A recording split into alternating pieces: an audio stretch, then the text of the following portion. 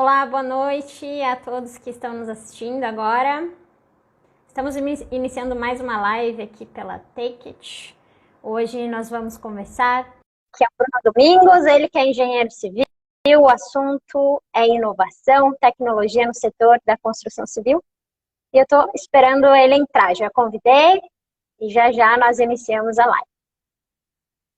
Enquanto isso, quero pedir para vocês convidar todo mundo, clica no aviãozinho aí que aparece na tela e convido o pessoal para assistir a gente. Essa é a segunda live transmitida pela Take It. O Bruno acabou de assinar para a gente e ele vai entrar na live. Estou aguardando ele entrar. Vamos que vamos.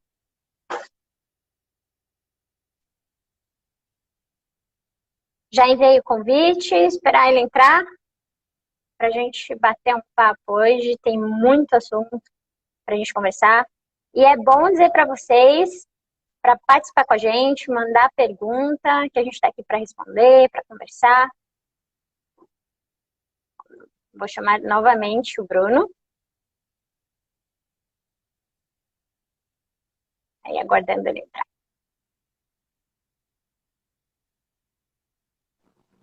Aí, deu certo? Tudo bem? Tudo bem, você? Boa noite. Tudo jóia? Seja bem-vindo. Bom, antes da gente começar a live, vamos aí clicar no aviãozinho, convidar os amigos para participar. E é importante que todo mundo participe com a gente, todo mundo que está em casa, mande as dúvidas. Mas, esperar mais um minutinho, Bruno, para a gente apresentar você, enfim, apresentar a live. Pode ser? Tá dando para ouvir bem? Tá dando para ouvir bem, sim. Então, Então, um cenário diferente aí, um cenário cult. Eu consigo convidar alguém aqui, vamos lá. Tô mandando também no aviãozinho pro pessoal. Aí. Isso aí.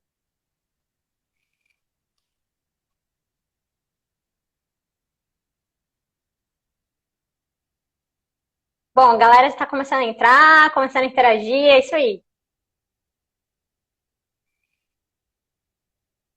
Bom, vamos começar? Já temos 7 pessoas assistindo a gente.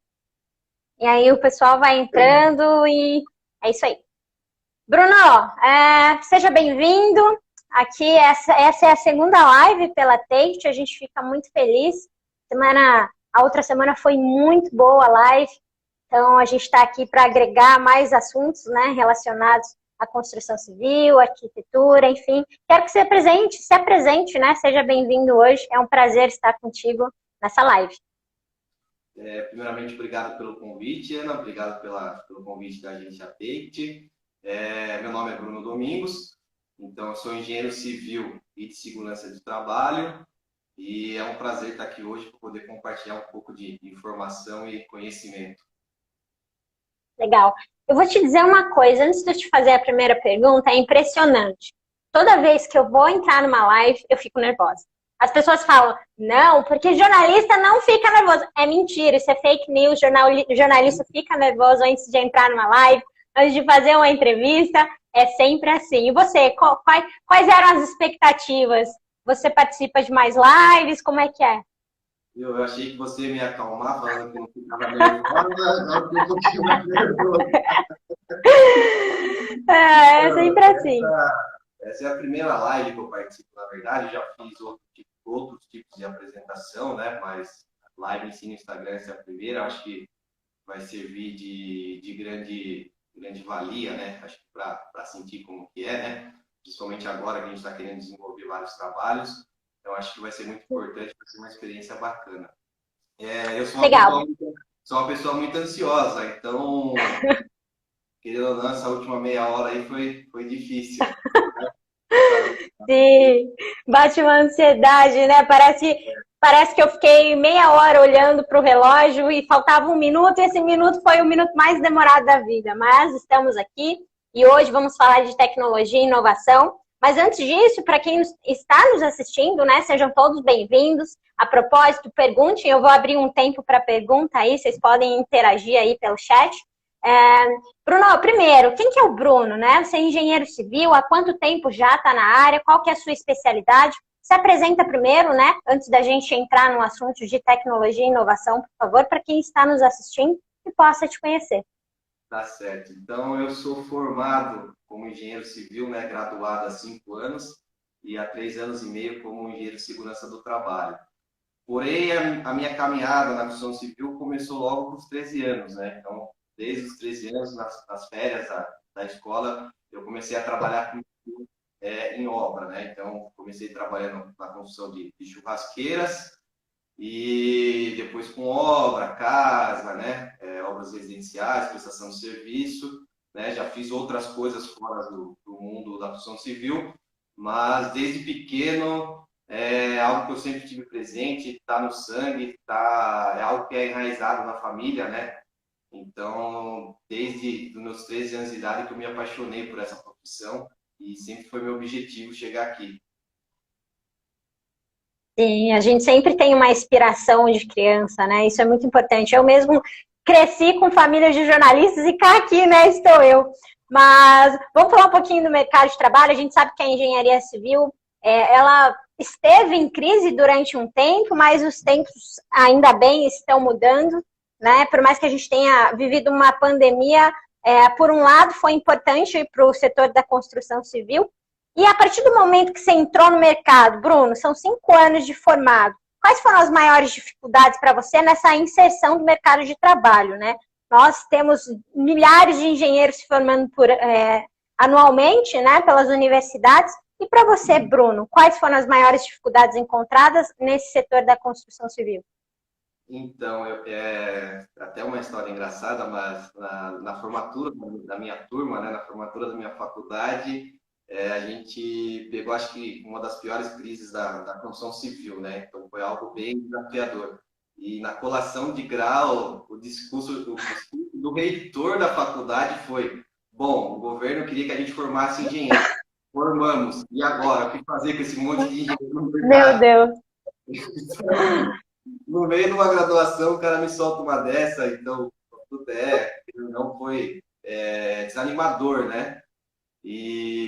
Mas foi também um gás para a gente querer se diferenciar, né? Buscar algo novo. Assim que eu saí da faculdade, já comprei fazer uma pós-graduação, porque não queria parar de estudar. É algo que eu gosto e ficar parado, acho que acaba desanimando ainda mais você. Ficar parado acaba te desanimando. Então, eu já quis continuar os estudos para dar um gás a mais e procurar já me diferenciar, porque a partir daquele momento que eu me formei, eu já sabia que existiam muito mais engenheiros no mercado. Então, eu tinha que procurar um diferencial, que era ter uma pós-graduação e depois, com as outras especializações, estar se destacando mais. Então, essa sempre foi. Legal. Sim. E você tem experiência em tecnologia, né? Afinal, hoje você trabalha com isso. Antes de inserir nessa parte de tecnologia, no que você trabalha hoje e como é que aconteceu essa relação com a tecnologia, né? Então, eu sempre fui um cara ligado no mundo tecnológico, sempre gostei de saber das novidades, né? Sempre estive ligado nesse mundo da internet. Então, eu sempre estudei muito também pela internet. Então, você acaba ficando meio que mais antenado com as novidades, o que o mercado está pedindo. E atualmente eu trabalho em uma construtora onde nós estamos lançando a nossa primeira incorporação na cidade de Itapetininga, onde serão 102 unidades residenciais, né? Então serão 2 fases, né? A gente vai separar em 2 condomínios fechados, então fase 1 e fase 2. E a tecnologia na construção civil, principalmente aqui no Brasil, ainda é algo muito defasado, né? Assim como muitas outras coisas. Porém, ultimamente vem tomando uma, não vou dizer grande proporção, porque 90% das pessoas que eu falo ainda não estão antenadas no que está por vir no Brasil, né? E uma das coisas que eu procurei me especializar é no BIM, né? Que seria, do inglês, Building Information Modeling. E trazendo para o português seria modelagem da construção civil. E o que significa isso? É a capacidade de você fazer uma construção real dentro do mundo virtual. Então, você consegue simular uma obra do zero no computador. Então, é a capacidade de você prever diversos erros que acontecem dentro de uma obra, diversos problemas que poderiam acontecer que você acaba não enxergando ali num primeiro momento, porque a gente é humano, a gente é passível do erro, né? Então, Sim. essa modelagem antecipada faz com que você consiga prever muitas coisas que vão acontecer na obra. Então, com isso, você tem uma redução de tempo, uma redução de custo, né? Uma série de benefícios. E é esse caminho que eu estou seguindo agora e estou implementando na empresa, né? Prestando algumas consultorias. Então, é muita coisa, muita coisa legal que acontece dentro do mundo do BIM, né? E fora do BIM, eu vou falar um pouquinho mais daqui a pouco, também a gente está junto com o pessoal da TIC, a gente faz alguns trabalhos utilizando o drone, né? É. E é,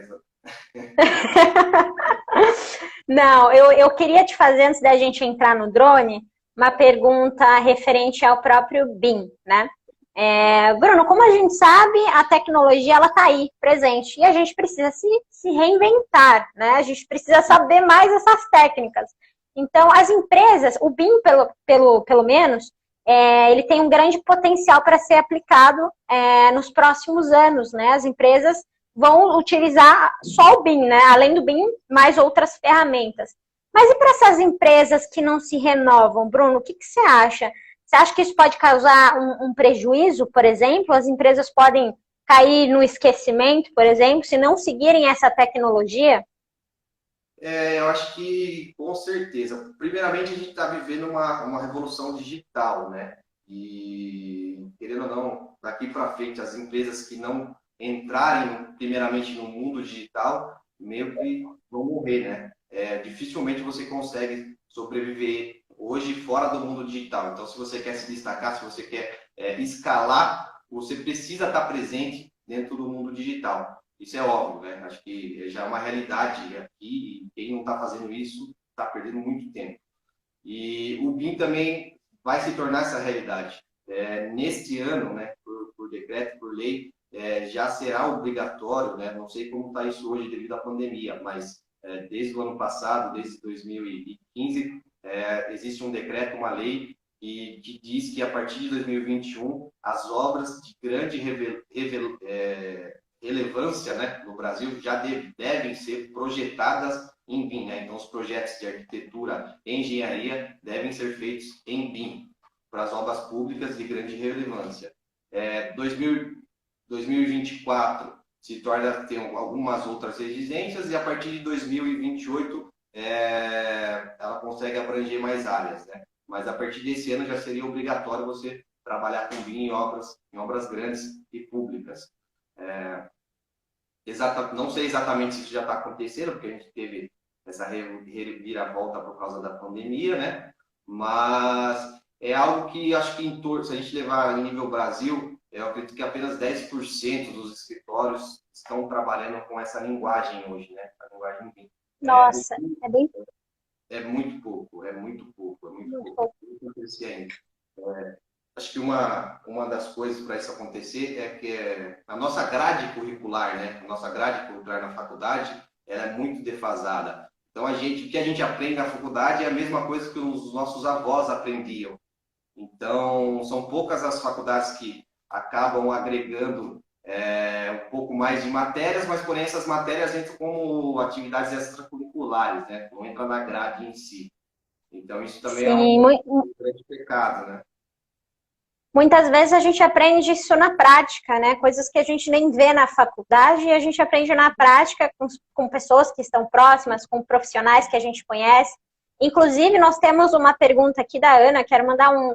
Oi, Ana, tudo bem? A Ana foi a nossa a primeira, né, participante aqui da live, e ela pergunta o seguinte: Bruno, você que é experiente no BIM, uma pergunta. Ele é adaptado a todas as áreas da engenharia ou apenas predial? O BIM é adaptável para todas as áreas da engenharia. O BIM em si é um conceito, né? A gente não pode se aplicar apenas a um software, né? O BIM é um conceito onde ele abrange muitos processos, né? Então, eu gosto de dizer que ele tem alguns pilares, né? que são os procedimentos, os softwares e pessoas, né?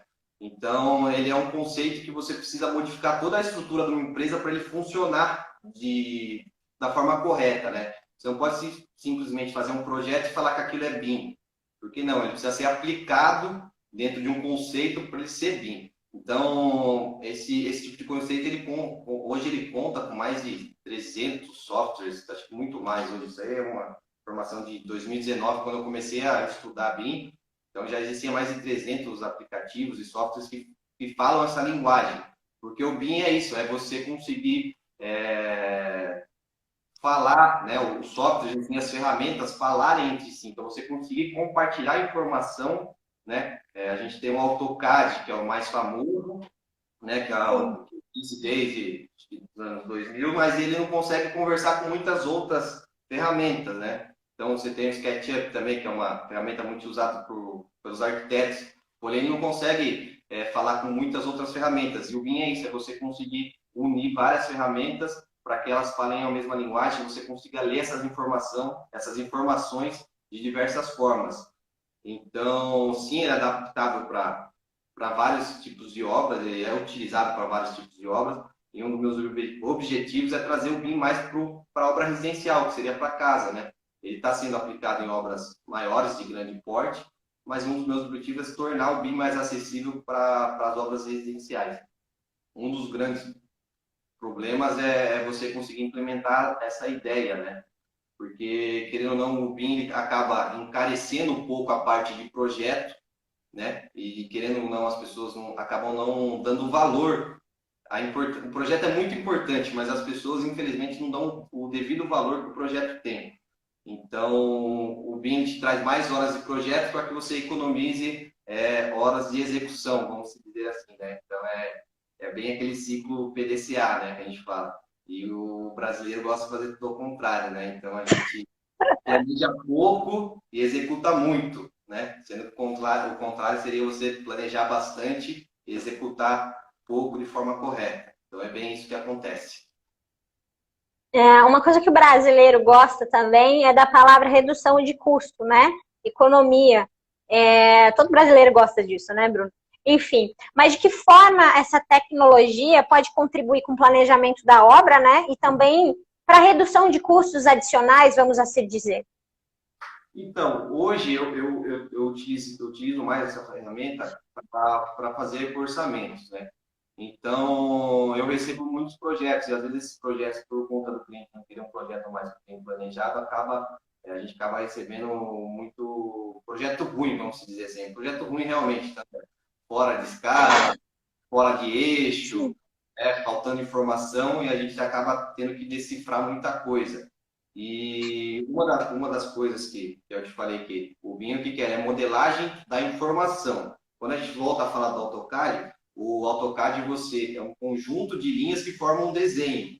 No BIM não, você está modelando informação. Então, se você está fazendo uma parede, aquela parede tem dados, ela tem informação. Então, eu consigo inserir qual que é o coeficiente de resistência daquele bloco, né? Qual que é a espessura da argamassa que você usa de assentamento, qual que é a espessura do chapitre, qual a espessura do reboco. Então, tudo isso gera informações que eu consigo, através de aplicar fórmulas, eu consigo gerar um quantitativo muito mais exato daquela obra. Então, isso você consegue ter um custo muito mais real, né? O que favorece para você passar um orçamento, passar um preço, fazer um planejamento de cronograma, etc. Né? Então, tudo que você faz dentro do universo BIM, você gera informação, gera banco de dados, que é algo muito primordial, que acho que a gente precisa ter, né? Precisa saber o que a gente está fazendo. Então, e dentro também dentro do BIM também a gente tem vários níveis de modelagem.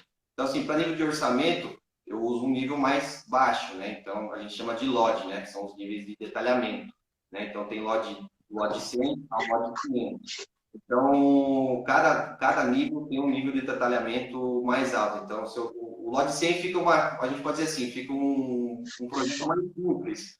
E o LOD 500 fica um projeto que eu consigo detalhar o parafuso que vai numa estrutura metálica. Consigo enxergar isso, o detalhe do parafusamento, de uma solda. Então, é algo impressionante. Então, claro que cada nível de projeto você também passa um valor diferente, porque demanda mais horas de você estar ali para estar executando esse projeto.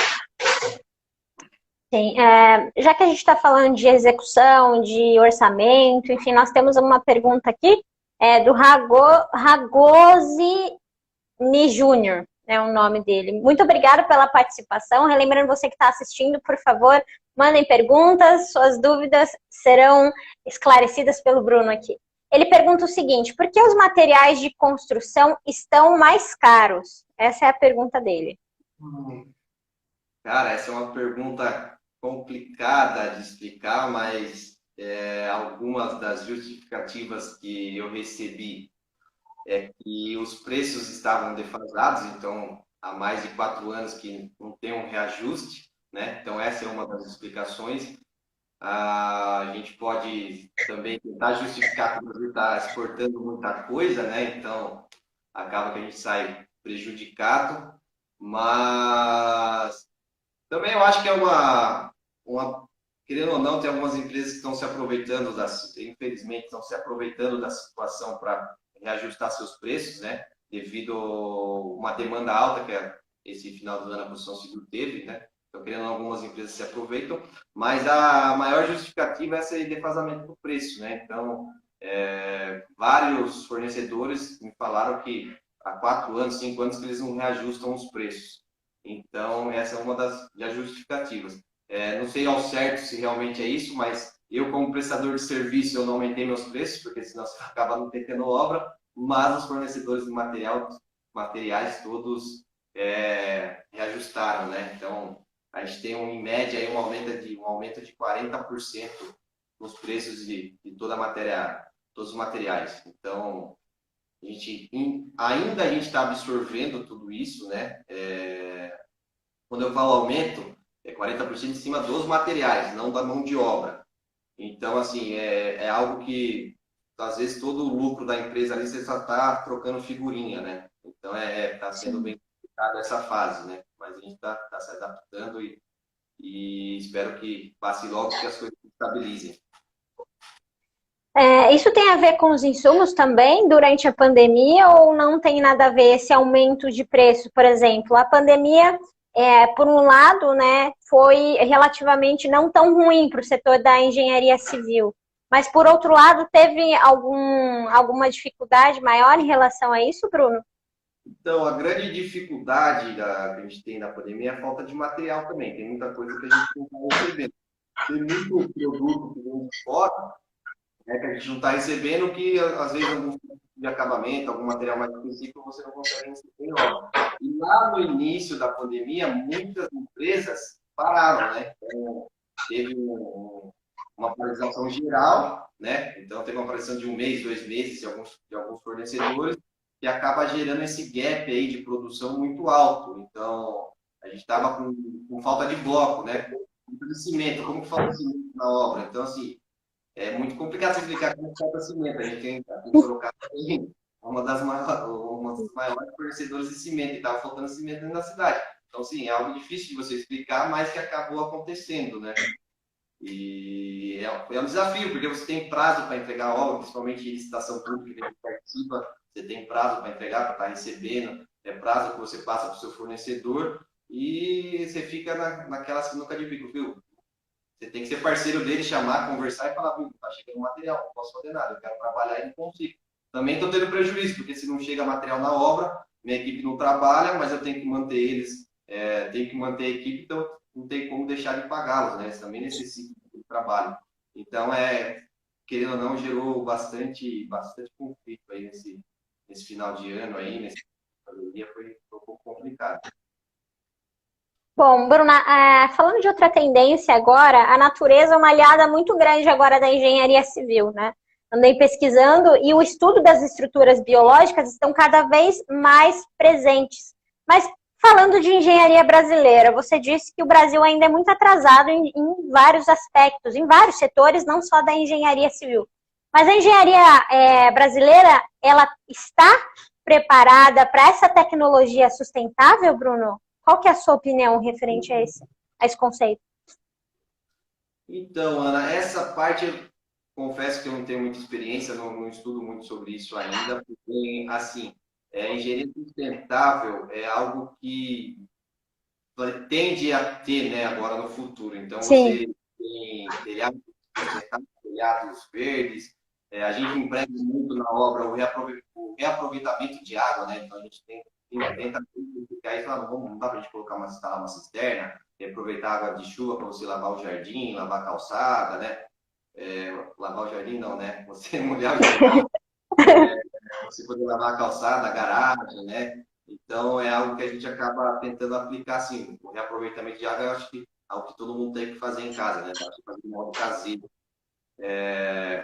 Mas a gente está tendo diversos avanços.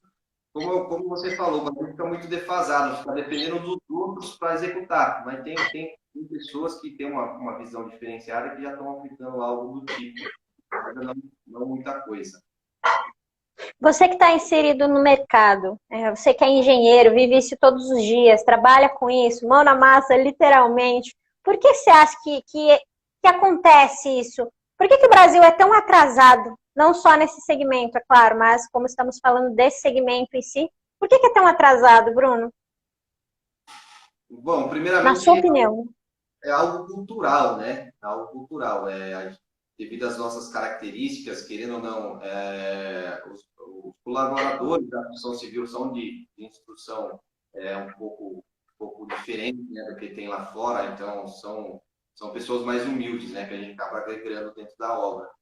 E acho que é uma coisa que daqui para frente também tem que mudar, porque a gente está com um avanço tão grande tecnológico, está vindo tanta informação nova, e a construção civil, ela detém o maior PIB dentro do Brasil, né? Então, é ela que gera mais empregos, né? Emprego. Então, a gente vai precisar, a gente está precisando já de pessoas mais qualificadas e a tendência é que a gente tenha mais pessoas qualificadas dentro do mercado. Porque quando a gente fala, voltando a falar, né, o nível de tecnologia e inovação dentro da construção, a gente vai falar também muito de banco de dados. E dentro do banco de dados a gente tem o compartilhamento da informação. Então, não adianta nada eu estar no escritório, fazer um puta de um projeto bacana, cheio de detalhe, e essas informações não chegarem na obra, né? Quando a gente tem uma obra muito grande, às vezes a gente começa uma obra e dentro desse período existe muitas modificações em projeto, né? E se essas modificações não chegam na obra, acaba tendo retrabalho, acaba tendo que desmanchar para o trabalho, etc. Então a gente vai ter que, querendo ou não, a gente vai começar a equipar mais esses funcionários. Então eles vão ter que ter tablets, vão ter que ter computadores dentro da obra que consiga receber essas informações em tempo real. E uma das inovações dentro do mercado é isso. Hoje existem ferramentas que você acaba fazendo uma alteração no projeto, essa ferramenta já compartilha em tempo real essa alteração. Então, isso é muito bom. Então, querendo ou não, a gente tem que investir mais em tecnologia.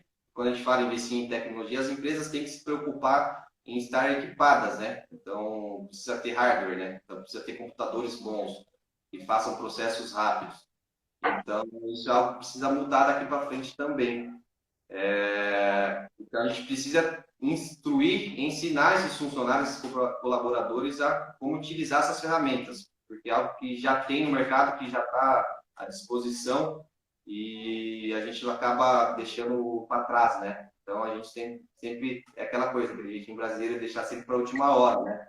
E quem está na frente, com certeza se destaca. Quem já está fazendo isso já está se destacando, já está saindo na frente, vai ser prioridade dos clientes, né? Você ia falar sobre drone. Agora sim a gente pode falar sobre o drone, tá?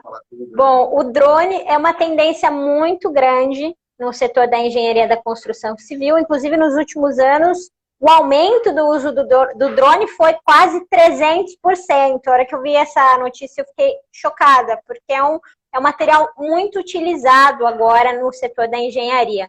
Mas no que o drone, né, agrega para o trabalho desse setor, Bruno? Por exemplo, você me conta na prática, como é que você usa o drone, para qual funcionalidade usa o drone, enfim. Só uma informação, acho que no ano passado, estudos e aplicações de drone movimentaram mais de 6 bilhões no mundo, né? Então, você vê o potencial de negócio que é a utilização do drone, né? E na construção civil, o que a gente aplica hoje em dia? Então, a gente consegue fazer topografia com o drone. Então, Sensacional.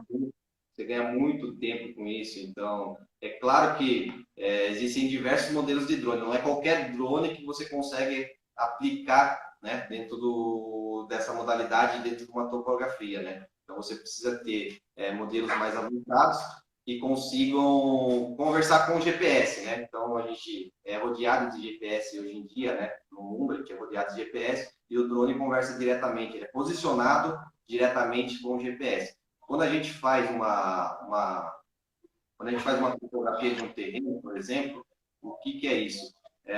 A gente faz um circuito, né, com o drone, um circuito de voo, e dentro desse circuito o drone tira diversas fotos. E essas fotos são todas sobrepostas, né? São todas sobrepostas e são georreferenciadas pelo satélite. Então, o satélite te dá a coordenada e te dá a altura daquela que a foto foi tirada. Então, a gente tem alguns macetes que a gente faz de correção, porque claro que tem alguns desvios, né? Tem alguns coeficientes de desvios que você tem de erro, então a gente tem que fazer alguns macetinhos lá na hora para você conseguir calcular essas correções depois. Mas depois de feito esse mapeamento aéreo, né, ele gerar esse arquivo para você, você consegue ter a topografia do terreno. Então, às vezes, um trabalho que você gaste 2 funcionários lá, trabalhando um dia inteiro, com drone você gasta 2, 3 horas, né? Então, você tem um custo muito baixo, muito mais baixo de operação, tem um risco também muito menor, porque a pessoa não está exposta ao sol, não vai se desidratar, né? Também tem esse parêntese, né, que a gente pode estar salientando. A gente ganha Isso que eu ia te perguntar. Uhum. E fora a topografia, a gente pode usar drone para fiscalizar a obra, fazer acompanhamento. Então, dependendo do porte da obra, você tem muitas áreas de riscos, né? E às vezes você precisa inspecionar algum trabalho e ao mesmo tempo você vai se expor àquele risco para inspecionar aquele trabalho. E com o drone você consegue acessar esses locais que são difíceis de acesso. Uma torre elétrica, por exemplo, é um local de difícil acesso. Então você consegue fazer um voo com um drone, inspecionar se aquelas fixações estão corretas, se não tem alguma coisa solta, alguma coisa que possa cair, se estiver mal instalado. Então a gente dá essa oportunidade, né? Por exemplo, uma cobertura alta, né? Então você consegue acessar com o drone também uma cobertura, verificar se aquela cobertura possui instalações fotovoltaicas, você consegue verificar se as placas estão instaladas de maneira correta, consegue ver se não tem uma mangueira solta, etc. Então, o drone te permite fazer isso. É uma das coisas bacanas também, que é a fiscalização e o controle de obras. Além disso, a gente também pode utilizar muito ele para o acompanhamento como forma de você criar um banco de dados, né? É algo que eu fiz muito, né? Que as pessoas não conseguem ainda enxergar o real sentido de todas as coisas, mas é você criar banco de dados. E através do banco de dados você consegue corrigir os erros, consegue ver o que deu errado, o que pode dar certo. O que mais que eu posso te falar? E também pode aplicar no marketing, né? Querendo ou não, você tendo essas informações, tendo esse acompanhamento do drone, essas filmagens, você pode aplicar como marketing, que é muito interessante. Então, você consegue criar vídeos da sua obra, mostrar para o seu cliente como foi feito aquela operação, né? Quais são os diferenciais da sua empresa, mostrar que isso aí é certificada, que usa todos os EPIs, está de acordo com todas as normas. Então, isso é algo muito importante também.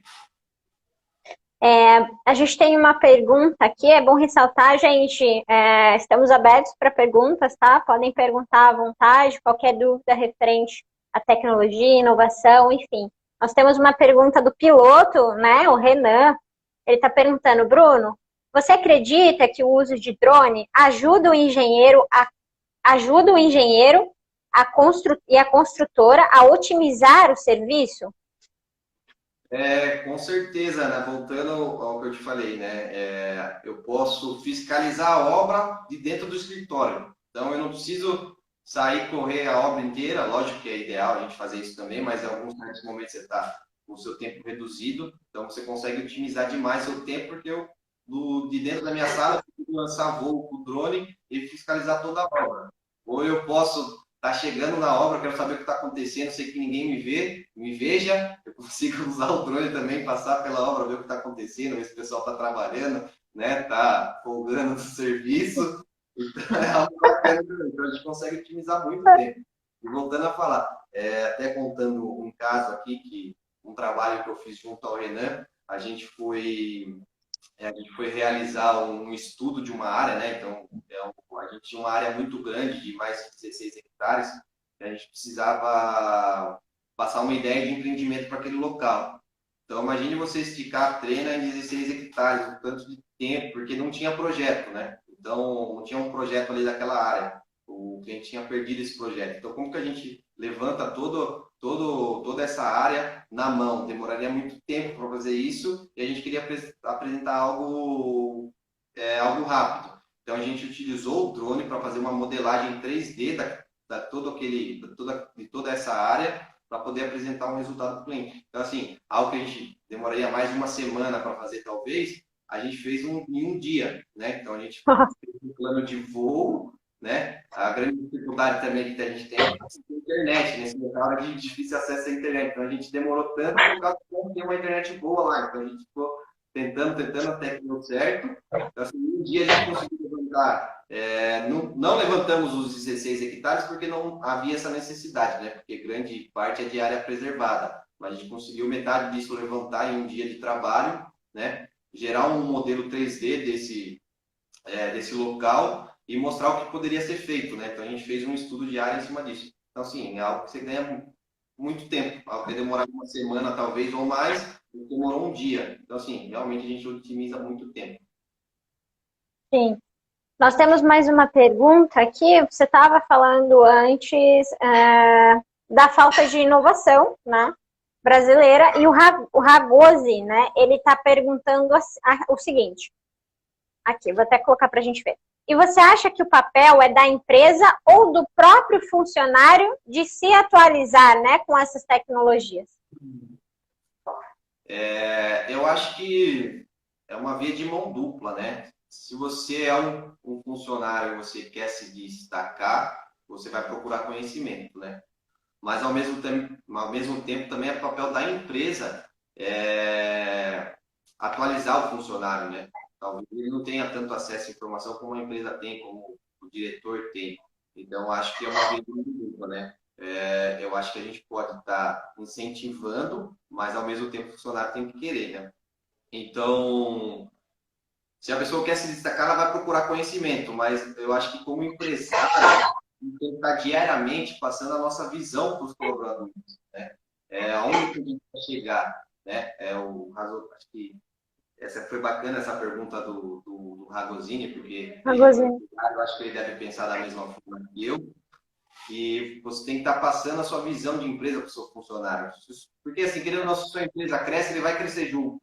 Então, você tem que falar todo dia, ó, eu quero chegar aqui, quero chegar nesse ponto. E quando a gente chegar nesse ponto, a gente vai ter uma nova meta. E se eu crescer, você vai crescer também. Então, assim, é procurar sempre estar profissionalizando cada vez mais os nossos colaboradores, né? Então, assim, através de curso, às vezes nem precisa ser curso, é você estar conversando com ele, passar um conhecimento que você tem para ele. Isso é muito ideal, que muita gente não faz, que é compartilhar conhecimento, né? Que é algo muito nobre Sim. você compartilhar. E as pessoas gostam de guardar, né? Guardar o conhecimento para si, né? Acho que é dono daquilo, mas não, é tão importante você compartilhar, ensinar, mostrar como as coisas são, né? Dar oportunidade da pessoa fazer, porque eu particularmente antes era muito centralizador, então eu aprendi na dor como começar a delegar mais, confiar mais nas pessoas, né? A gente acha que só a gente faz perfeito, né? Mas não. Todas as pessoas têm capacidade de aprender e aplicar da mesma forma que você. Então isso é muito importante. Com certeza. Bom, nós temos mais uma pergunta aqui do Júlio, referente à parte que a gente estava falando da pandemia. Ele pergunta: como está a questão da mão de obra na pandemia? O valor da mão de obra teve mudanças relevantes? Vamos lá. Então, Júlio, na verdade, a mão de obra não teve mudança. Não teve mudança. Até foi o contrário, né? A gente teve um aumento muito grande nos valores de materiais, porém a mão de obra, devido à pandemia, muita gente foi, infelizmente, mandada embora dos seus respectivos empregos. Então, quando isso acontece, muita gente recorre à construção civil, né? Então, a pessoa às vezes é um diretor de empresa, tem um cargo alto, acaba virando pedreiro, acaba virando eletricista, acaba virando pintor. e às vezes isso não é tão bom, porque o que que faz? Faz com que a demanda, apesar da demanda de serviço aumentar também, acaba aumentando a demanda de mão de obra e acaba virando uma briga de foice, né? Então, acaba no mercado as pessoas tendo que abaixar muito os preços para conseguir fechar trabalho. E às vezes as pessoas que ganham esse serviço não é uma pessoa tão qualificada, né? Por isso que a gente acaba tendo muita patologia dentro das obras, né? Acaba tendo muitos erros. Então, essa é uma coisa que a gente gosta de frisar muito na empresa. A gente passa aquilo que a gente acredita que o nosso trabalho tenha valor, né? Então, a gente nunca vai ter o nosso limite para trabalhar, porque a gente sabe da nossa capacidade, sabe da capacidade dos nossos colaboradores. Então, isso é uma questão muito delicada, né? Então, é algo que acontece, né? Então, às vezes você gasta puta de um tempo de engenharia pensando em como fazer aquele trabalho da forma mais correta, né? Para você passar o mínimo de custo possível para o seu cliente e acaba com outra pessoa bem, chuta um preço, ganha a obra, depois de... Acontece muito isso, depois de uma semana, um mês, 3 meses, o cara te liga, viu? Preciso que você venha resolver um problema aqui.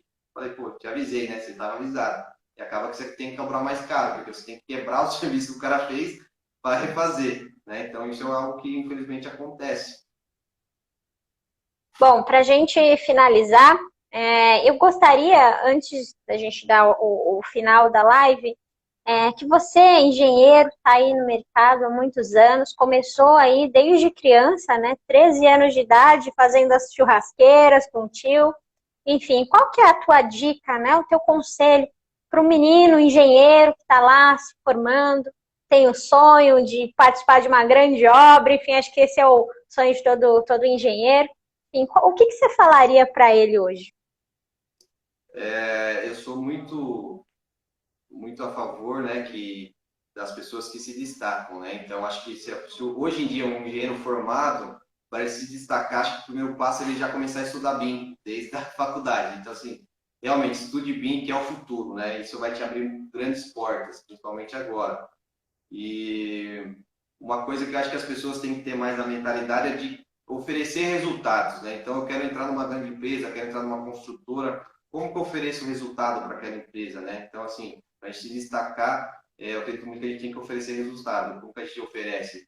Mostrando isso para o seu chefe, para o seu diretor, né? Falar, ó, eu fiz isso reduziu tanto em custo para a empresa, né? Então, você tem que estar mostrando isso em números, não ser mais um ali sentado, entrar às 7, 8 horas da manhã, às 5 já está batendo o cartão, né? Então, não, lógico que você tem o seu horário a cumprir dentro do serviço, mas se você quer, quer se destacar, você tem que fazer algo mais, né? Nem que seja dentro do horário, mas você tem que mostrar resultado, não ser só mais um.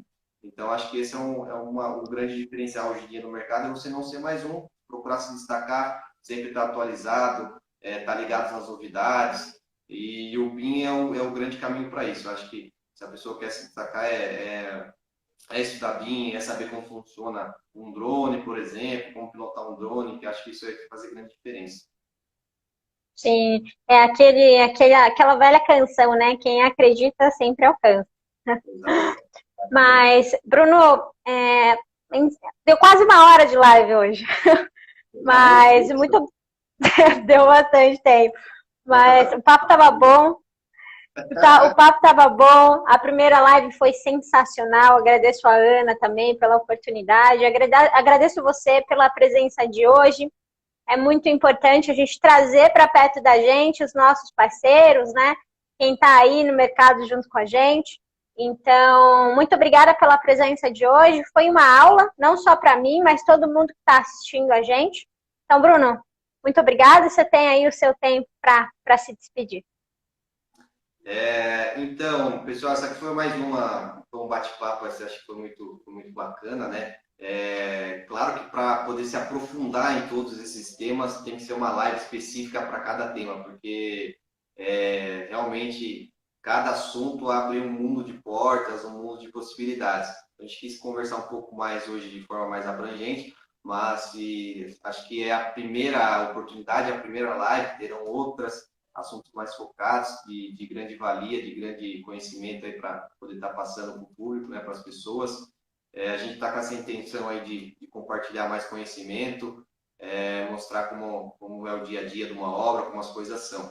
Queria agradecer você, Ana, agradecer o pessoal da Take, né? São meus parceiros aí, meus parceiros fiéis, e é só o começo, tem muita coisa para acontecer bacana, e vocês podem ter certeza que vai vir muita coisa bacana daqui para frente. A gente tá focado e tá muito feliz em estar começando esses trabalhos aí.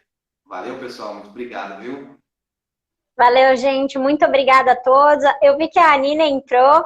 Nina, muito obrigada pela participação. A Nina é a nova integrante da Take. E obrigada a todos mesmo que participaram hoje, que perguntaram, que continuem assim essa live com um potencial muito grande e que leve para vocês o nosso objetivo maior, né? Educar. Muito obrigada e até a próxima. Valeu, Bruninho. Até mais. Tchau, tchau.